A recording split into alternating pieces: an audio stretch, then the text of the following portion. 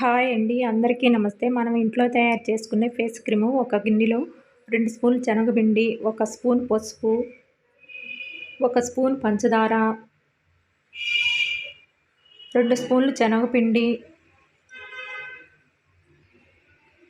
Coffee powder, half నిమ్మ చెక్క రసము, పాలు పోసుకోవాలి, కలుపుకోవాలి.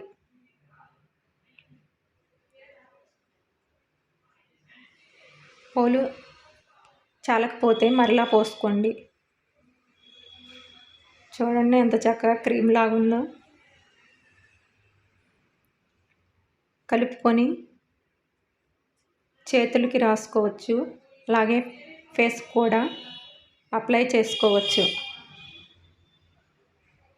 ఈ వీడియో నచ్చితే లైక్ చేయండి, షేర్ చేయండి.